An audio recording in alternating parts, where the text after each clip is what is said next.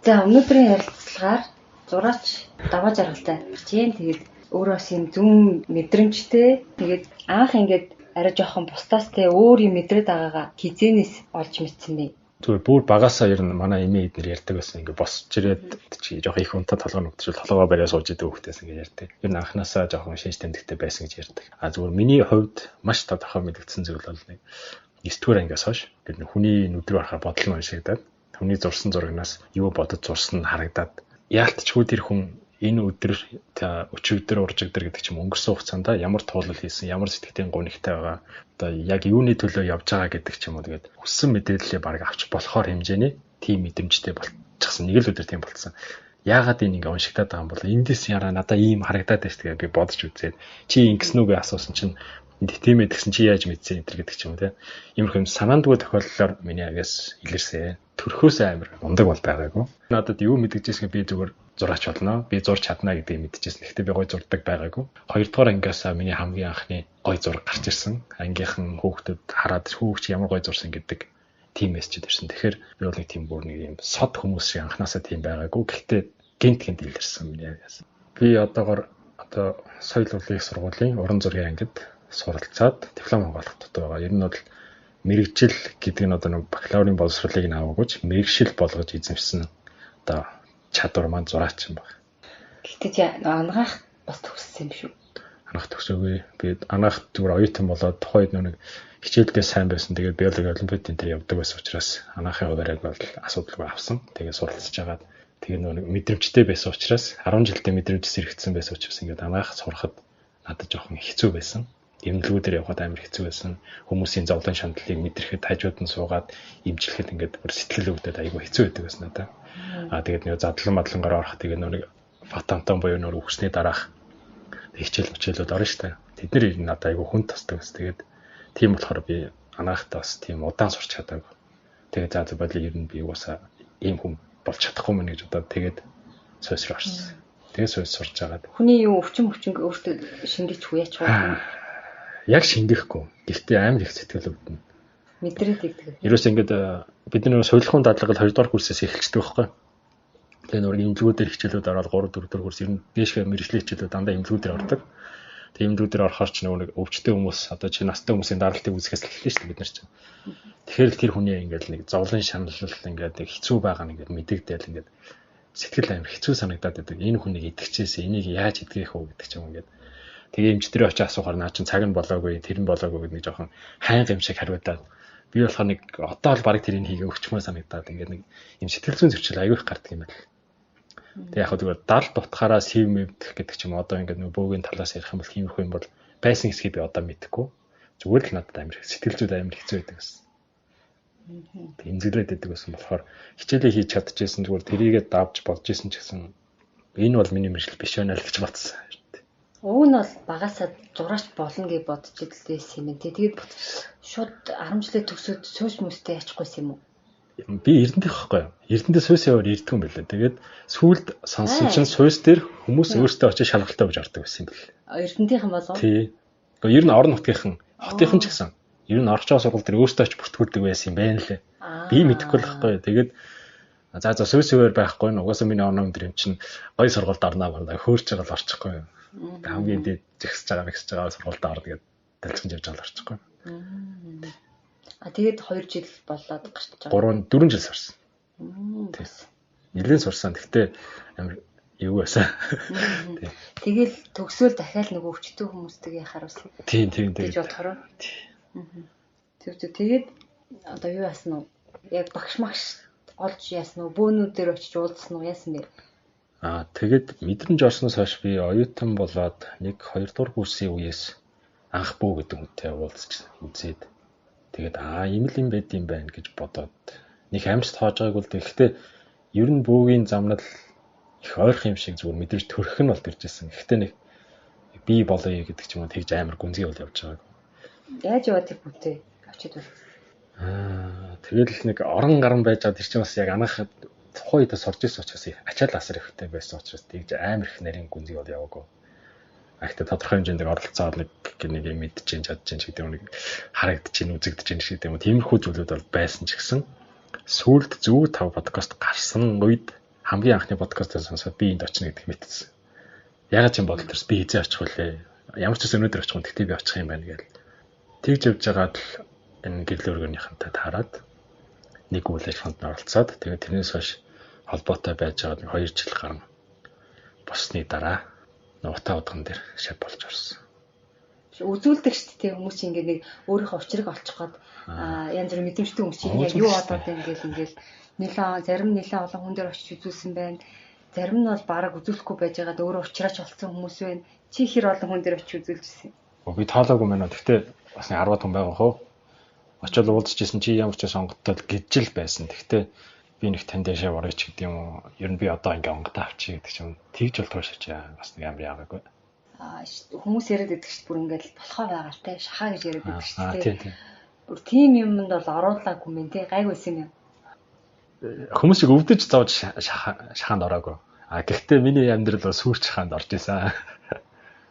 Ямар төвшөнд ирсэн. Тэгэл хоног гэрг батлаад очиж штэ. Гадаа онтлаад очиж штэ. Тэгээд тэрийг одоо шахаал байсан юм байл л. Тэгээд тэр чинь бас мэдэхгүй л байгаа штэ. Тэр нэг амьдралцсан байна даа л гэж явж байгаа штэ. Тэгэл гадар зураг зураад хүмүүст зураг зурж игэл мөнгө аваад ингээл тэр чи одоо халтур ихөө гэрээт ажил ихөө Монгол хэлэхэд халтур штэ. Тим ажил асар их хийж явсан. Тэгээд тэглээгээд нэг гийгүүлэхгүй. Тэгтээ нэг бүр онхолцохгүй хань шиг тэгэл өчнө удаа явсан. Тэгээ сүүлд ерөнхийдөө очиод зөв тавг сонсноос хойш ер нь миний чиг чи энд байгаа юм байна штэ. Гээд бодол зэгцрээд подкаст сонсоод ингэж бодох хэвээр юмыг ингэж харах хэвээр мэн гэдэг нэг чигээ аваад ингээд нэг толгойд дээр гэрэл ассан байхгүй. Тэрнээс хойш яг ишэл юм байна гэж бодсноос хойш ер нь юмаа их зэгцэлж эхэлсэн. Тэгээ байжгаад би нэг зүгэлсэн юм аа. За онгодууд ирээд зүүдэн тараад би өмнө нь бол онгодуудтай зөндөө зүүдэндээ уулзчил байсан л та дөрөмрөө маш тодорхой харж лээсэн. Тэгэхдээ тэр үед ирээд за одоо чиний ер нь одоо буу болох цаг чинь болж байна. Тэгээ чи авах юм уу гэхээр би авахгүй гэсэн байхгүй юу? Зүүдэндээ. Тий зүүдэндээ. Тэгээ байжсэн чинь дахиад 3 хоногийн дараа дахид зүүдлэгдээд. За чи авуул юм байна, авахгүй л юм байна. Бид нэр одоо ингэж байдаг, ингэж оршдог. Тэгээ чи ингэ авахгүй бол би чиний бие тогтохгүйгээр ингээд нэвт гараад байгаа. Тийм учраас энэ дэр ингээд ийм эрсдэл үүсдэг юм а гэдэг байдлаар ярилцсан байхгүй манайд. Тэгээд за ойлголоо тэгвэл би авъя гэсэн чи за чи тэгвэл 3 жилийн дотор аваарай гэчээ. Тэгээд намайг орох явцсан байхгүй. Тэрнээс хойш надад ямар нэг хүнд шахаа, ямар нэг том хүнд асуудал тулгараагүй. Тэгээд би 2 дахь жилийнхаа дээр утаа удамтай уулзаад тэгээд онгодоо авсан байдгийг. Тийм учраас нэг амар зовлон үзээгүй гэсэн. Авахгүй бас сонголт өгсөн юм тийм үү? Авахгүй байвал ийм байна гэж харуулсан надад. Ийм яхаа ямар байсан? Миний биед тогтохгүй. Тэгээд энэ чиний чадвар гүйцэд гарахгүй гэсэн утгыг харуулсан надад. Тэгээд мэдрэмжийг харуулсан. Зураач болвол гэхдээ зураач болохгүй гэсэн утгаар хэл. Тэр утгаараач байж магадгүй ямар нэг өвчин тусгаж авах хүн тусах ч гэдэг юм. Ямар нэг зүйлийг хийхэд амжилттай байж чадахгүй ч гэдэг юм. Ямар нэг дайралт ирэхэд чи эмзэг байна ч гэдэг юм. Тиймэрхүү мэдрэмжийг авсан зүүдэндээ. Тэрнээс ингээд нэг бичсэн юм шиг аим тодорхой авахгүй шүү дээ бас. Хүний мэдрэмж зүүд чинь нөгөө тийм үг гэхээс илүү мэдрэмж талтай байдаг шүү дээ. Өмнөх болоод авсны хойдох тэр ялгаа нь хэр байсан бэ? Одоогийн энэ хугацаанаас өнгөрснөө харахад бол маш их ялгаатай. Аваад хэдэн жил болж байгааг нь? 2 жил болж байгаа. Авахаас өмнөх санаа бодол бол ер нь нэг жоохон туйлшрамтгай ч гэдэг юм уу бас л нэг өөр ингэс нэг залуу цаг юм байгаа шүү дээ. Авснаас хойш хамгийн эхлээд эцэг эхийг ойлгохоос эхэлдэг юм байна гэж би бодсон. Тэгээд тэр магадгүй нэг яг онгодтой холбоотой гений сэргийх удамшлын мэдээлэл сэргэхтэй холбоотой юм шиг байна лээ. Миний ойлгосноор. Тэгээд эцэг эхийг ойлгох, тэгээд эцэг эхийг харьлах. Тэгээд буулт болгоныхоо өмнө эцэг эхийнхээ одоо амьдарч байгаа зүг мөрөхөөс эхэлдэг. Миний буулт дандаа. Тэгээд ирэхээр ингээ хүний бодол санаа их зэгсэрдэг юм байна. Тэгээд би онгодоо бас хамгийн эхлээд нэг дуудахтаа миний аава гэж дууддаг аахгүй дандаа ясаараа яс буюу миний ясны хэмэнд таны мэдээлэл байгаа учраас би тэр мэдээллийнхаа хим ичмэр таныг дуудаж байна. Гэхгүй бол би өөр юм дуудаж штэ гэж би зүгээр дотор болгоомжлдог аахгүй. Одоо сүнсний ертөнцид бол хичнээн мянган сүнс байгааг би мэдэхгүй. Тийм учраас миний энэ ясанд байгаа хим энэ химэн дээр ирэх миний эцэг өвгөд надад дээр ирээрээ гэдэг байдлаар өөрөөр ингээд хим мэдрэмжийг ингээд сайхан хөөлж жагаад тэгээ тэр хөг мэдрэмжээр аав ээжтэй эхлээд мөрөгж жагаад Тэгээд миний аавыг би өөрийнхөө дотроо нэг ааваа ингээд бодож төсөөлж байгаа, өвөөгөө бодож төсөөлж байгаа нэг эцэг хүүхдүүдэд нэг амьд байхдаа мэдэх бүх эцэг хүүхдүүдэд төсөөлж хагаад за тэгээд энэ хүүхдүүдийн эцэг хүүхдүүд гэж бодож хагаад хөглөж хагаад ингээд хингэргэнүүддэг байхгүй. Тэгэхээр тэр мэдрэмжээр ингэж хүүхдтэйг холбогддог учраас хамгийн түрүүнд бол эцэгийнхээ харилцаас эхлэхээр чинь ингээд нэг юм инэрлийн сэтгэл, би сэтгэл тогтох байдал, хүний төлөвшил их айтайхан болт юм байна гэж би ойлгосон. Онгод бууд ирчлээ. Тэгээд нэг биеийн дотор ингээ ярилцаад идэм үү? Тэр юу ямар яаж мэдрэгдэх вэ? Тэгэл бусдын л адил гэх үү? Ер нь бол онгод орсон гэдгийг бол яалтч хүн мэдээд байгаа. Гэхдээ миний оюун санаа бол байгаад байгааг бас би мэдээд байдаг. Анхны буултууд бол тийм л байсан. Тэгээд одоо ч бас нэг амар гүцэд тасарсан юм алга. Гэхдээ миний мэдхгүй мэдээллийг энэ сар хэллээ гэхэд 6 сарын дараа яг хэлснээр нь биелэх. Одоо чи энэ алхмыг хийгээд 6 сарын дотор одоо ирэх тэр сар намар хавар тийм болно гэхэд тэр нь яг таарч ах гэдэг ч юм уу иймэрхүү нотлохоонууд бас байна шүү дээ. Тэгээд өөрөө үнэхээр биш гэдэг нь бүрэн ойлгомжтой байх тийм тохиолдол бас байна. Тэгээд би бөөлөхтэй болохоор хэлний өргөний судрууд дээр тодорхой хэмжээнд байдаг зарчмуудыг уншиж, бодож, мөрдөж бөөлөндөө бас тодорхой хэмжээнд нэг мэдрэмжээ харж чагнаж бөөлдөг. Тэгэхээр хүртээ бас мэдэрч бөөлдөг гэсэн үг. Бөөлөхтэй болохоор одоо юу гэдэг чинь мэдрэмжээ нэг шууд сул хаяад за одоо намайг эзэмдээ би билээ ингэж бөөлдөггүй гэсэн үг. Тодорхой хэмжээнд цензуртэй яг ухамсартай. Одоо чиний хувьд зөвлөж чи бол уран бүтээлч хүн биш үү? Тэгэхээр нэг улаач болгон чи нэг өөр өөрийн онцлогтой үйл хийгээд байгаа шүү дээ. Тийм. Мэргэжлэрээ гэх юм уу юм. Тэгэхээр урлагийнхны онгод гэхээр жоохон арай өөр байх юм болов. Онгод ороод ингээд уран бүтээл хийдэг мэдэг гээд энгийн хэрэглээнд тийм ойлголт болсон ба шүү дээ. Тийм. Онгод буучлаа одоо юм хиймээрэн гэдэг юм уу дуулын чинь. Тэгэхээр магадгүй урлагийн хүмүүс онгодтой байгаад илүү хийгээд байдаг ус юм уу? Онгодтойгоо хамтраад гэх юм уу те? Бид тэр нь буухаар ингэж ойлгосон. Одоо ингэж бодоход би онгод залвал надтай илүү ойрхон, надад мэдээлэл илүү тодорхой, илүү амархан өгөх боломжтой болж байгаа юм байна л гэж ойлгосон. Нэг талаас. Нөгөө талаас миний нөгөө эрчим биеийг хамгаалахын тулд надтай хамт байж миний биеийн эрчим хэмийг хүчжүүлэхийн тулд онгод буусан юм байна гэж ойлгосон. Тэрнээс биш миний онгод надтай цуг хүний зовлонг засаж нэмгэлэх гэж буугаагүй юм шиг байна л. Тэгэхээр эндээс юу гэж гарах вэ гэхээр би зураг зурж явах үедээ бусдын одоо онгод нь орчлоо гэдэг шиг хөгөөс илүүгээр бүр онгодын шивнээтэй цуг зураг зурдаг, бүтээлээ хийдэг гэсэн. Яг ингээд зураад энийг ингээд зурчих гэдэг үү? Тийм.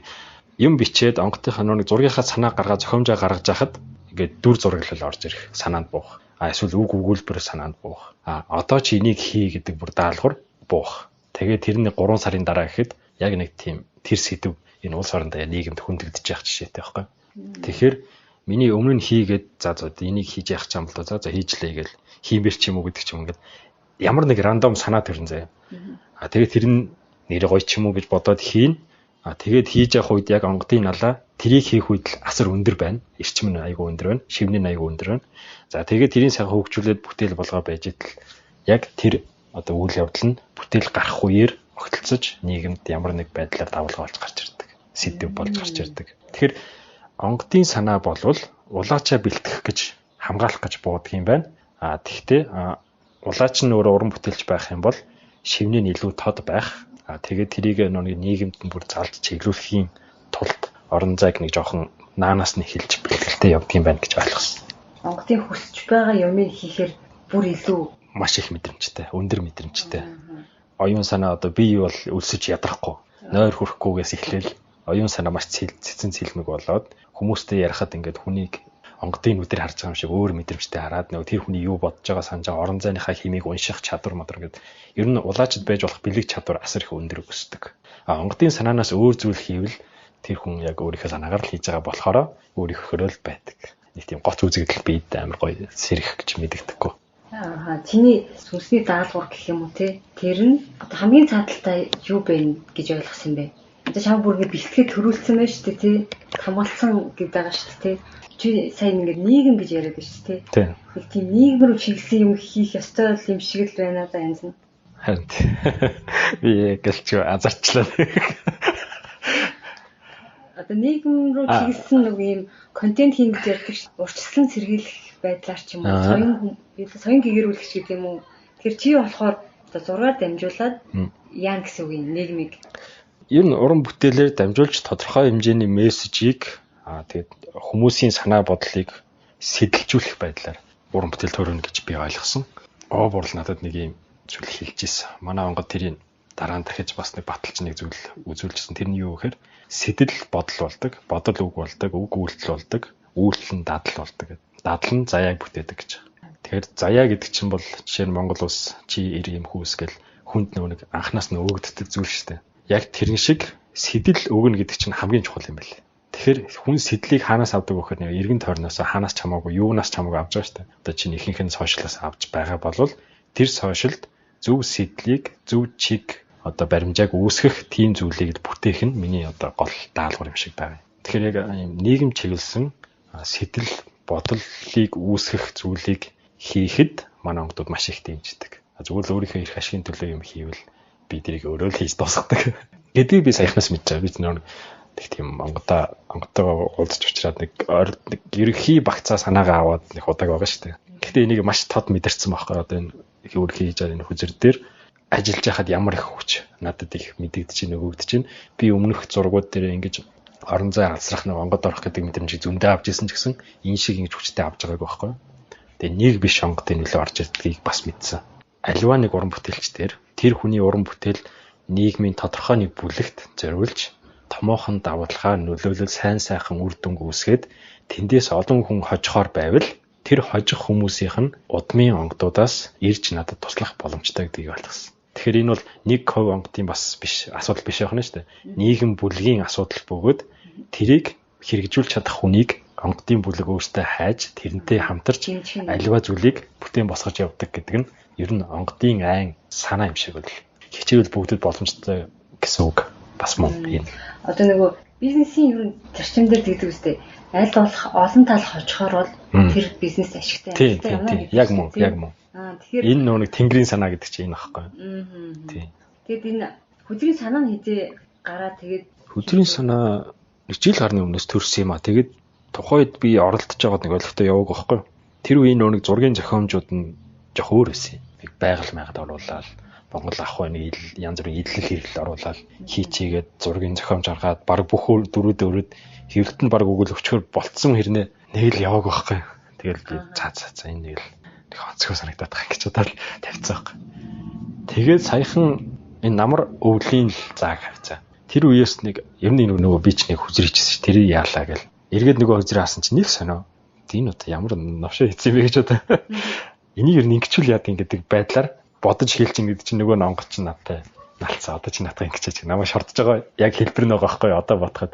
Хүн яг өөрийнхөө санааг өөрөө боддоггүй цаанаасаа бодогддоггүй гэдэг чинь өөр штэ. Энд дээр нөгөө нэг далд ухамсар, далд зүнгийн л хамаг тоглолт явд юм шиг онгодод юм санаа. Тэнгуут би энэ дээр жоох ажиллаад эхлэнгуут ингээд хийчмээр юм уу гээл. За чи натаа хийгээд үзгээд нөгөө тийч намайг жоох хийлгэж шít. Хийгээд үзээл нэг 2-3 хоногийн дараа харангуут жаахан сонио. Тэгээд ингэж байжгаад ингэж зүтгэх явцад надаас ингээд миний оюунаас тодорхой хэмжээний эрчим ялгараад энэ эрчмийг манай онгод сүлж чадваржуулж тэгээд бүтээл болоход нь тусалж байгаа юм байна. Тэрнээс биш нэг онгод нь шууд за чи одоо хүзрий нэгдүгээр хүн тэр хоёрдугаар хүн тэр гэж хийж хэлдэггүй. Намайг бол бас нэлийн 3-4 нухцээж нэг юмны ард гаргаж тэрэн дээр хамаг нунгалтай байгаа. Хичнээн би одоо ингээд мэдрэмжтэй онготойгоо ярьж агаад онготоо буулгаж агаад даалгавар авсан ч гэсэн тэр даалгаврыг шууд биелүүлээ гаргахад тэр амжилт болох магадлал нэг 10-20% л байгаа. Тэрийг нухаад энэний цаана юу байж болох вэ? Энийг яаж хөгжүүлж болох вэ? Орчин үед энэ үг нь яаж бууж болох вэ? Яаж хөрвүүлж болох вэ? Тэгээд тэр чинь бэлэг ертөнцийн юм бол бэлэг ертөнцтэй байгаа. Тэгвэл арга ертөнцийн юм чинь бидний өөрийн гэсэн ертөнцид байгаа шүү дээ. Тэгэхээр чинь бид нэр өөрсдийнхөө энэ цаг хугацаа орон зайдаа хүн ардынхаа нийгэмдээ эзэн болох хэрэгтэй байхгүй. Тэгэхээр биднэрт яаж хөрвөл энэ санаа бодлоод надад таарад бусдад таарлагдах уу гэдэг 3 тал 4 тал хэдэн тал байт юм те. Тэр талыг бодож иж тэрний төлөө явсаар байж иж нэг юмны ард гарна. Тэр явах замыг онгодод ивэж өгнө. Тэрнээс иш бүх хариултыг аваад яг тэрний дагуу хийгээд бүх юмний сайн сайхан болохгүй. Чиний зүгээс их асар их хүчин чармайлтай. Үүрэг юурал тэр онгодод бол зөвхөн жоохон чиглүүлс чиг өгнө, хим өгнө. Хим буюу эрчим өгнө. Онгод гэж өөр нь оюун санааны хуралсан эрчим байгаа шүү дээ. Тэгэхээр тэр эрчмээс би өөрийнхөө оюун санааг сайн цэнгэлж авна, биеэ цэнгэлж авна. Тэгээд үйлдэлгээ би өөрөө хийнэ. Одоо энэ хөзөр дээр чиний бодлоор хэд орчим юу тусалсан байна? Дэмжсэн байна. Монгол гэхтээ. За яг нэрлээд тавьбал нэг 21-2 бодит хүний төгрөг байгаа. Одоогоор онгод болсон гэж нэрлэж болохоор. Энэ хөзөр дунд. Хөзөр дунд. Бүгд ирсэн гэж бол би хэлж чадахгүй. Гэхдээ манай онгодоос гадна олон онгодуудын ивэл байсан гэдгийг бол би баттай мэдчихэж байгаа. Яг энийг хийгээд л эхэлсэн. Тэгээд би ч нэг 2-3 санаа хийж агаад ер нь надад би ч энийг мэдчихэж байгаа шүү дээ. Ер нь энэ хүмүүсээ нэг оролцуулаад үзүүл яасан гэсэн чинь л тэр өдрөө 2-3 зураг шууд бүтнээрээ гараад маргааш нөгөөдөр нь дахиад 4-5 зураг бүтнээрээ гараад явчихж байгаа юм. Яг цэг нь огтлцоод ирсэн тэр өдрөөс хойш миний ажлын бүтээмж 4-5 дахин өссөн гэх юм уу. Бүтэн гараад явцсан. Одоо ингээд дараа нь хүмүүс ингээд асууж л та чи нэг зургийг хэд өдөр зурсан бэ ч гэдэг юм. Тэгсэн чинь би өдөөс нь нэг өдөр 4-5 зураг зурсан гэдэг маягаар байгаа байхгүй. Тэгэл яг зурснаас хойш гэлүүлэх богино хугацаанд гарч байгаа тийм. Ер нь энэ хөдрийн ард би нэг сарын дотор гарсан. Эхний нэг 15-20-од орчим хоногт нь зурагтаа бүтэн ажиллаад засах юмаа дахин засаад нягтлаад яах. Тэгээд тэрний дараа хөдрийн форматанд оруулаад хэвлэлтэнд оруулах гэдэг ингээд бас нэг тийм дараах ажлууд бас нэлээд орд юм бэл. Тэр бирэндээ оролцоод явцсан. Тэгээд яг нэг юм нэг бариад авчгаар буюу одоо нэг онгод нь орохор гэдэг шиг одоо бидний ярьдаг чинь нэг онгод нь орох үедээ бол үнэхээр сайхан явд юм бэл. Тэр болох хүртлээр нэлээд ноцолдсон юм. Шууд утгаараа ихнээсээ л онгод орсон байх. Яг үнэ. Хараад шүү дээ. Тэгсэн. Одоо энэ дэр бол маш олон одоо мэдээлэл авахар харагдаад байгаа байхгүй юу? Овг хотгуудын хүмүүс чинь бүгдээрээ хоорондоо ялгаатай, дийл хувцастай, тий, эдлэл хэрэглэлтэй байсан байгаа байхгүй юу? Тий, өөрсдийн онцлогтой, гой юм малгай, нинжа шиг баг юутэй юм бэ? Ийм гинлүүртэй ч явах шиг тий. Баатарууд хэрнээ. Тэр дайн тулаанд явхад бас өөрийгөө танигдуулахгүй байх шаардлага бас байд юм шиг байна. Нөгөө талаас өөрийнхөө хоёрын сул тал давуу талыг нуудаг юм байна лээ. Цэрэг баатруу жанждууд. Тэр чинь өөрөө ерөөсөө дайнтай ертөнц учраас сул талыг бол цэрэг жанжид бол маш сайн олж чаддаг, мэддэг. Тийм учраас тэрийг хаадаг. Тэгээ харваачдын онилдог амин цэг, жадчин тулаанч, сэлэмчин тулаанч хүмүүсийн онилдог амин цэгүүд гэж бас байдаг юм байна. Тэднийг хааж хоёргэлдэг юм байна. Тэрнээс хүн болгоныг мөрөндөө хавтахтай хүн болгон ингээд хоёр талтай гинжтэй байх албагүй юм байна. Хүн болгон гинж хоёрыг өмсөх шаардлага байхгүй. Энд дээр бас нөгөө 9 хүслийн тэр болгон гаргасан. Оруулсан тий бэлэгдэлтэй гэх юм уу. Энэ дээрх зургууд нь бас л бодож авсан. Гарч ирсэн баг тий. Энд дээр хэд хэдээр ажиллаж үзсэн тэгээд өөртөө сонгосон гэх юм. Би нэгэнд ингээд онгод орж өгсөн юм аа гэж. 2-3 байдлаар зурж үзээ тэгээд энэ нь илүү гоё байна гэдэг бас мессеж өгсөн. Энийг онгод орчих амар гоё байсан юм. Одоо нийтийн өсөлтөөр маа нөгөө далдганы одоо бид ч нөгөө буддын шашны тий амин тахилтай энэ байдаг баг шүү. Энэ бол арай өөр. Энэ болохоор эдийн дөрөв өнгө тэгээд эдийн тухай бэлэгдлүүд нь орсон Монгол далдганы утны зураг. Тийм байна. Энэ дээрээс их юм мэдэж авахаар харагдчихээн. Тэгээд дээрэс нь бас 5 тусгаар тогтнолын бэлэг тэмдэг байна. Тэгээд хүзэр чинь амар сонин эртээр үеэс ингэж мэргийн хэрэгсэл болоод идэг шүү дээ. Одоо таарт хөзөр гээл одоо хөзөрнүүд нь өөр зурагтай тий зургнууд нь тайлбартай тэгэл амар сайн таарч мараад идэв юм лээ. Тэгэхээр монголчууд ч гэсэн дутхааргүй л зүн бэлгтэй тий далд ертөнцтэй холбоотой төлөвлөждөг байсан баг. Манай малчид баг айл болгон өөрснөө тэгдэг байсан баг. Тэгэхээр энэ хөзөр бас цаана тийм юу байгаа ах та. Тэрийг би мэдэхгүй нэ. Би өөрөө тэр хөзрийн мэргийг бас сайн мэдэхгүй л байгаа юм. Би бол тэр чаддаг хүмүүс нь мэрэглээд тайлбар гаргаж ирж магадгүй. Тийм. Яг тэрийг хийдэг хүмүүс бол энэ хөзрийг аваад багараг л Монгол одоо таарууд мэрэг хиймээр санагдлаа. Одоо энэ чи 9 хүсэл байна тий. Гэл бодоход тэр юу гэх юм үрийн хүсэл гараад ирвэл яах юм. Хүүхдтэй боломж гэдэг юм уу тий. Магадaltaй юм шиг шүү. Монгол 41 нөө чулууны мэрэг өгдөг штэ. Тэрэн дээр чи 9 хүсэл хамаатай байдаг штэ. 9 нүдээр тавьд өөртөг штэ. Тэр чи 9 хүсэл өгдөг штэ. 49 чулуу юу? 41 жил. 41 гэдэг. 41 жил. Бүр хамгийн ойрхондоо нэг хотноосоо 41 хоргол аваад татчихад байдаг шүү дээ. Намайг хөдөө бага бах тэгдэг л байдаг гэсэн. Тэгэхээр тэн дээр бас 9 хүсэл байдаг. Энэ дээр бас 9 хүсэл байгаа болохоор хөдрийн мэрийг хийж чаддаг хүмүүс бол хонгот нь орж магадгүй л юм. Тийм учиртай болол ийм хөзөрн дээр ийм төгснүүд байгаа ах гэж бодод шүү дээ. Одоо юу боол тэ хатан ноён гэдэг энэ хөзрүүдийн одоо энэ дээр нь тэ 5-ын тоон дээр одоо чинь нэг тийм амар хэрэглэгддэг үү шүү дээ тэ запас гэж явдаг тэ тэгэхээр запасын одоо жилийн 5 дээр одоо энэ 20 төмөд цэрэг гэсэн байх жишээ нь тийм учиртай болол энэ дээрээ зурагдсан байдаг бах та. Зарим нэг хөзөр дээр харин яг энэ дээр энийг оруулъя гэдэг мэдрэмж бол тодорхой төрж ирсэн. А зарим нь би өөрөө сонгож ирсэн. Тийм болохоор энэ бас учиртайч байхыг үүсэхгүй л. Бүр хамгийн онцгой юмнууд нь чамд бүр ингэ цаанаасаа юм шиг санагдсан альнууд нь ихчлэн нэг жокер мокер нөө тамга ноён байх. Тийм тамга ноён жокер тэгээ хоёр туг дадар дээр хатан дээр бас байгаа. За тэгэхээр та бүхэн манд хөзрийг сонирхож байвал би юуг нь үлдээчний дугаараа нь үлдээчний зургнууд нь те та нар өөрснөө хараарай. Энэ тамга дээр нь жокер дээр нь хин хиний юу вэ? За бүр яг нэр нь бол арайч байхгүй тийм. Нэрийг бичээгүй. Нэрийг бичээгүй. Гэхдээ хин гэдгийг танаар зургаар нь таамаглаж олж болохоор л юм байна. Мэргэжлэрээ бас байгаа хгүй те. ИБК гэж энэ татар газар шинжээч их хатан гэхэрээ хин байх уу гэдэг байхгүй. Их хатан хэрэг өөлөө их л баг та. Бэлгүүнүүд черби гэдэг чи юу хэлэх вэ? Их одоо бас томоохон төвшмөл зэрэгтэй л гэж ойлгох болно да. Сэтсэн гэж юм, жаа гэж юм. Бугтай гэдэг чинь шинэ олхнууд талын нэг хатан байж таарна. Будагаад охин. Будагаад гэдэг нь овг гэдэг. Овг гэдэг нэр. Будаа мэт олон болов тэгээ будаагаад болов гэдэг нуус тавчин өдрөө гэдэг шүү дээ.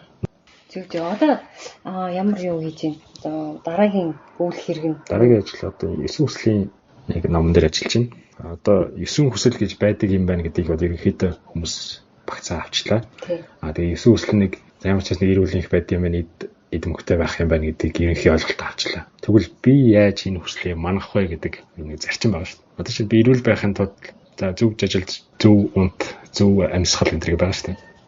Энэ шиг энэ хүслээ манахын тулд ямар дадлыг хэрэгжүүлэх, ямар сургаалыг өөртөө санаж явах буюу Монгол онгодын өвөг дээдсийн афоризм гэдгийг эмгэтгэлээ гаргаж. Одоо чинь эзэн ирэх гэж нэг юм за эзэн шиг байхыг хэлээд байгаа мó эсвэл юмдаа эзэн байхыг хэлээд байгаа мó эсвэл эр хүн шиг энэ хүн эмгэтэн хүн шиг байхаа хэлээд байгаа. Яг ямар утгаар хэлээд байгаа гэдгийг нарийн гаргаж ирээд тэгж чийдвэл эзэн эрэхтэй байхын тулд ямар сургаал, ямар мөрдлөг, ямар зарчимтай байх вэ гэдгийг тодорхой болгохоор ажиллаж байна. Тэр нь юунаас гарч байгаа гэсэн үг юм? Гэрлийн өргөнийхэн өргөөний содруудаас болоод өргөөний нэг подкастуудаас тэгээ подкастыг сонсож чадаагүй зөвхөн бидний сонсдог бас онгодуудын буултууд гэж асар их байдаг.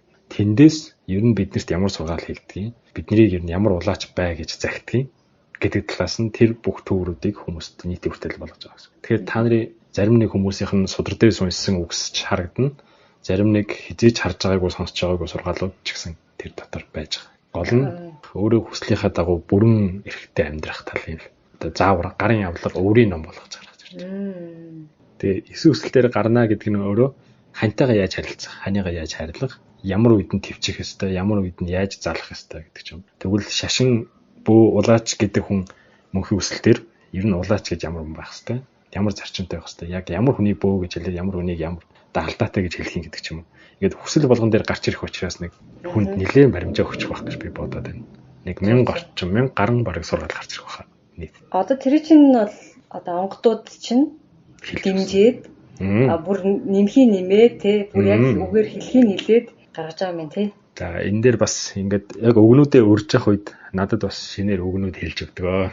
Яг энэ найруулга ийм учиртай шүү гэдгийг бас маш тодорхой ингээд харуулдаг. Зүг. Одоо бид нар яг хэдий сонссон ч гэсэн бас буруугаар ч юм уу өөрийнхөө ойлгосон байх магадaltaй тэрийг засаад өгч гэнэ шүү дээ. Тэрэн дээр тодорхой хэмжээний найруулга тайлбарууд орж ирнэ. Энэ нөр хөзрийн дараах даалгавар нөхгүй. Хэдийгээр хугацаанд чамд хэрэгжүүлэр гэсэн тэрийг. Одоо энэ 9 хүслийн ном нэг 6 сар ихэд дуусах ёстой. Оо тийм үү. Тэгвэл юу вэ? Минийх одоо 6 сар гэхэд 80% руу орцсон. Ер нь дуусах.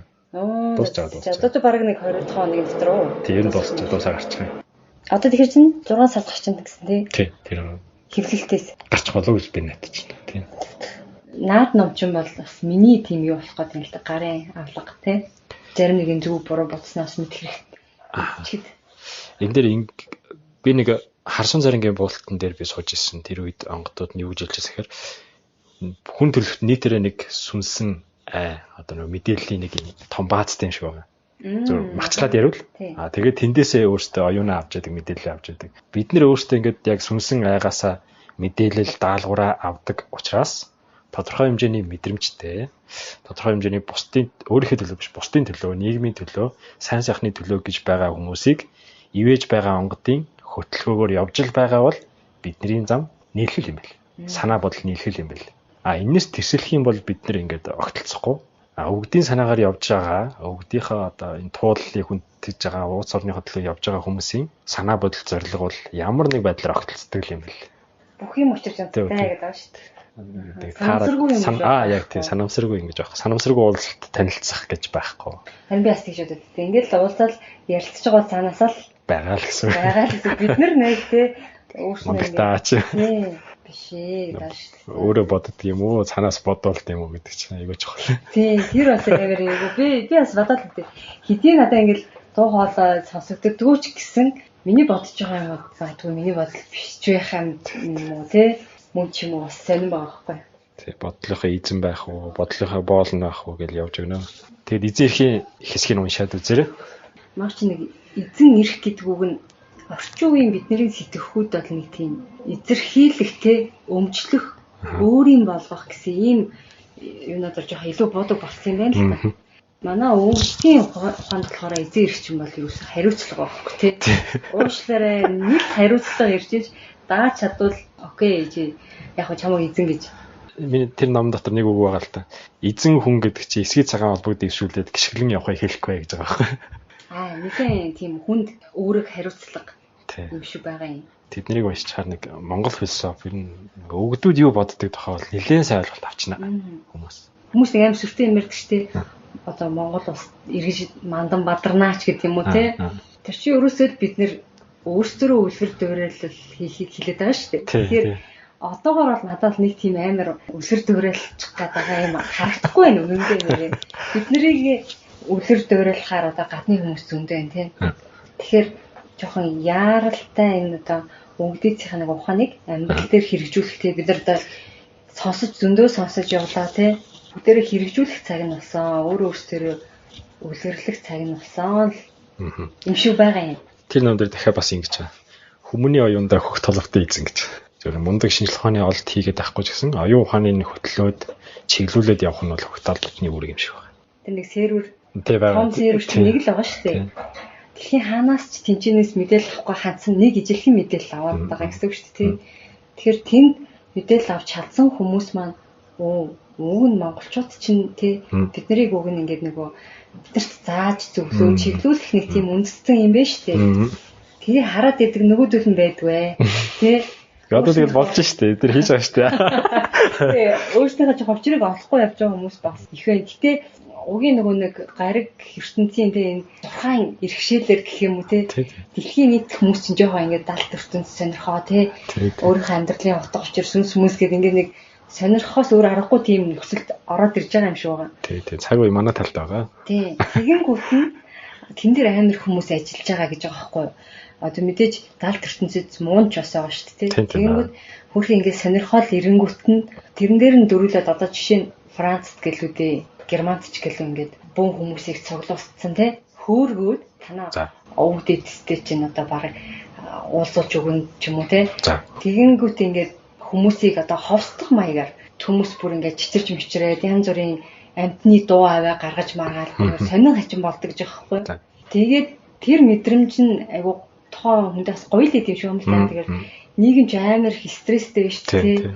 Стрессээс л явж байсан нэг тийм хэсэг ангижраад байгаа мэдрэмжийг тоо хүн авдаг юм байна л та. Тэгэнгүүт тэр мэдрэмжээ ингээд үе явах гэдэг болчдөг. Тэгэнгүүт нөгөө гарууд нь ингээ ховсоор нөхдүүдийг ингээ янз бүр болгочоод гарсан эрэг ч юм уу тэр эрчим энергиэр нь бүр ийм хэмээр нь хооллох гэж байна. Хэмээр тий явуулж моллох гэдэг ингээд чиглүүлэггүй хүмүүсээр юу ч хийж болоод байгаа байхгүй юу? Одоо харьцангуй яхан монголчууд бол тусанд нь байгаа шүү дээ тий. Өөрөө бодоогүй бараг толгоонд нь нэг тий зөв бодол орж ирээд зөв чиглэгдээд зөв подкастаа сонсоод тийм үү? Ингээ явж идэл гадныханд тийм айхтар бас чиглүүлээд төгчхөр бас юм хийдэг гэдгийг мэдэхгүй тий. Тэгэхээр хин аянгат удагныг хэлж байгаагаар бол бид нэр одоо ингээ зөв тав подкастыг хийхгүй байгаагийн гол үнэн шалтгаан нь бол хүмүүсийг ингээ хитрхи эрт ингээ сэрээгээд гэх юм уу да тий. Бэлэг тал руу ингээ сонирхлын ингээ амар олноор нь татчихлаа шүү дээ. Тэгэнгүүт бэлэг талын боловсрал дутуу байгаа хүмүүс Яадгүй гэхээр иймэрхүү юмд өртөх магадaltaй гэдэг гинэ. Буруу муухруулах ч юм уу те сөрөг шашны урсгал ч юм уу те.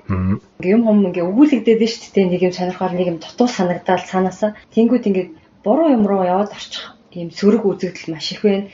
Одоо сэтгэц мэдрэлийн тий өвчнгээд ингээ шараад нэг хөвдөг ч юм уу тий. Хөрөхд тэр чинь бас оргүй биш цаанаа бас юм байгаа. Гэхдээ тэрийг зөв заллах учраа олохгүй. Энд чинь бас арга талаар суралцах ч юм уу те шинжилж мэдэх бас нэг талын боловсрал байгаа хгүй.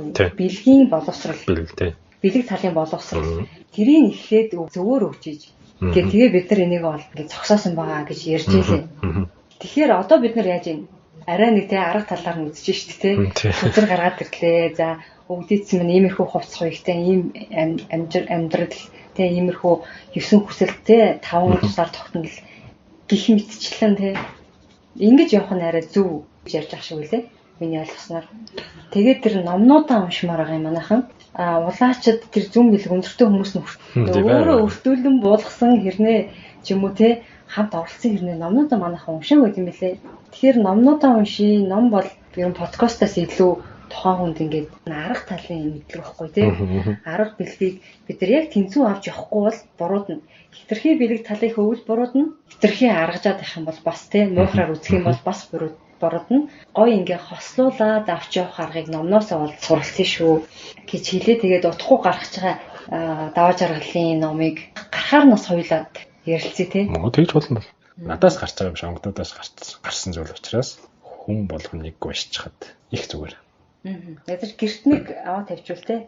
Ер нь өөртөө хадгалжийг гэж бодоод хийсэн анх. Тэгэхээр та эдийн утасны карманд бол багтахаар хэмжээний жижигхэн гарна. Тэгээд ямар хүслээ манмаар жишээ нь худалдаа эрхэлдэг бол чи эдийн хүслийнх номыг аваад кармалцах хэрэгтэй. Тэгээ хүнд дийл өгөх хэрэгтэй мөн үгүй. Хүнд ер нь ямар хүн туслаад ямар хүн туслахгүй байх хэрэгтэй. Чи өөрөө баяжаад байгаагийн яг гол сургаал нь алдаа ноноо нь юу байгаа гэдэг ч юм уу те. Тиймэрхүү юм санаанууд орсон байгаа учраас зөвхөн эдтэй холбоотой эдтэйг яаж харьцах, мөнгөтэй яаж харьцах тухай санаанууд өвгдийн санаанууд орсон учраас тэр их эдийг одоо бодож явдаг, эдийн өсгий гэж бодож явдаг хүнд бол их зүгээр.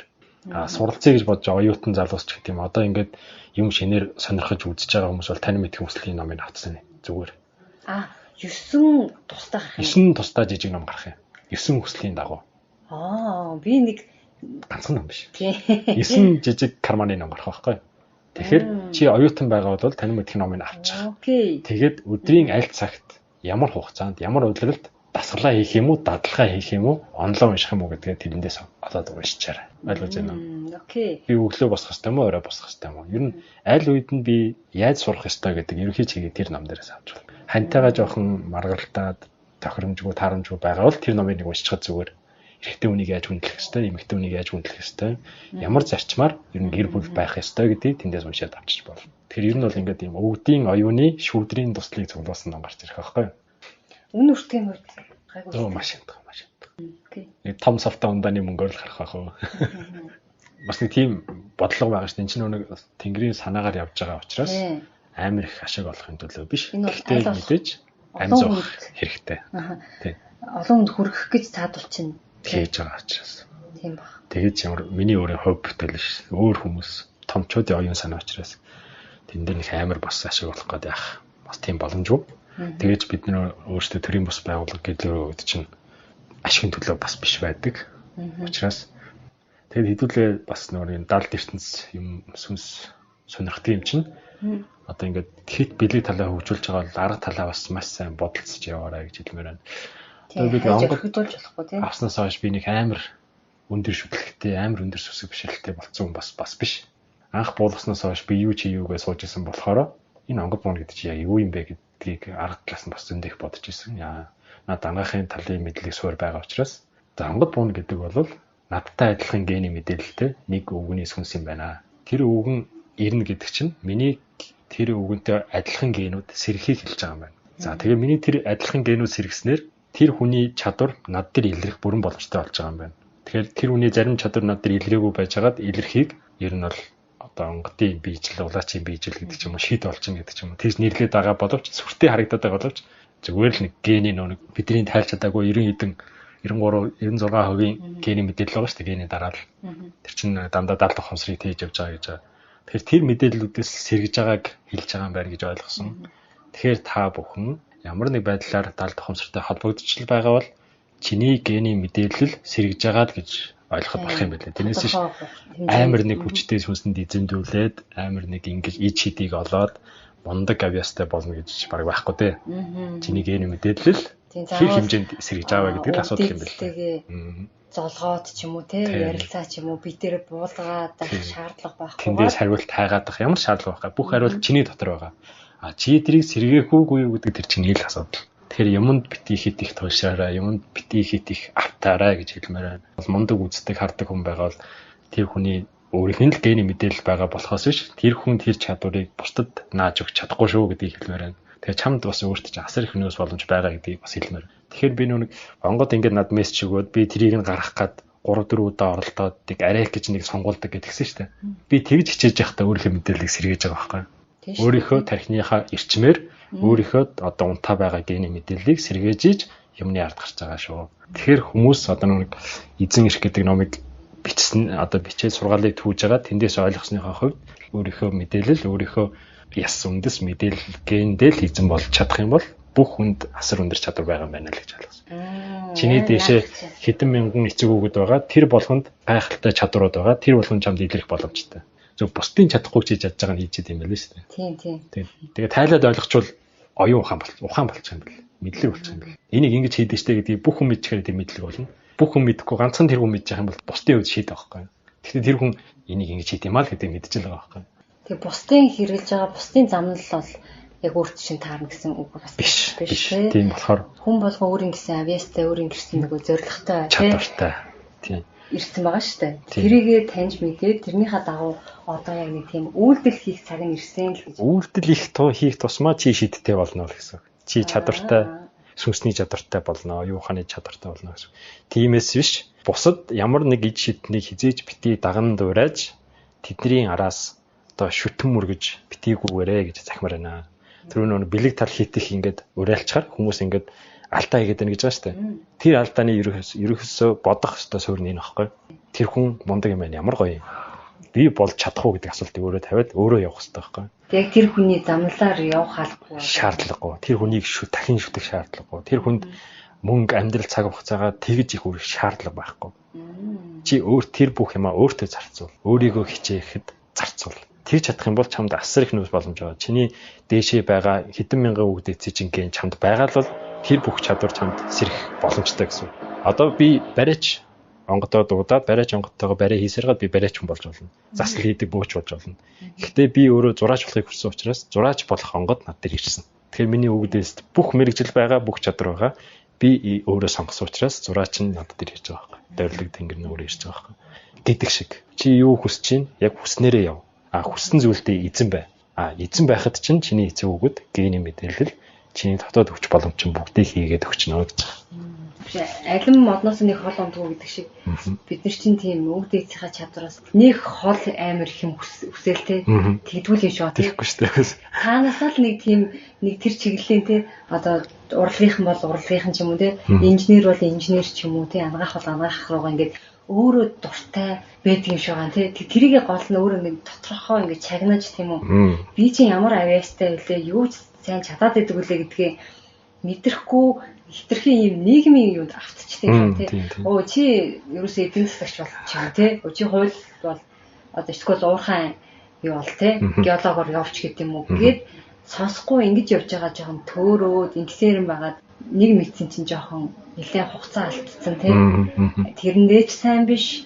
Сэтгэл санаа ч тэр нэг гоё биш. Болоо явчихдаг. Тэгэхээр яг дотгошоогоо л өнгөж өөрөө өөртөө сайн ажиллах хэрэгтэй. Тэр хүнд үзүүлээд нэмэрхүү те би ямар мэж сонгож байгаа ч гэдэг юм уу. Эсвэл одоо тэр залуу ямар байна, тэр охин ямар байна гэдэг чинь манайхан ч нэг юм болгоныг бараг жоохон асууж мэдгээд те. Тийм бусдаас хайгаад байдаг шүү. Тийм хайгаад байдаг байхгүй. Тийх ямар шаардлагагүй гэдгийг ер нь бол энэ Монгол тэнгэрийн сургаалыг сонссон, номыг уншсан бүх хүмүүс бараг мэддэг те. Мэднэ. Ер нь тэгэл тэн дээр л очт юм байна. Тэн дээр л очдог те. Тэрийг бүр би бараг ойлгох гэж хичээдэг. Тэгээ ойлгодог баха. Сайхан ярьцлага боллоо. Тэгээ дараагийнх дээр би бас номтойгоо холбоотой нэлээд ярьж өгье. Тэгээ сонирхолтой юмнууд айгүй их би Уусаа чамайг дахиж яриул гээл тэх бах. хинт. Сонсогчтой. Тэсвэр тэхгүй юу?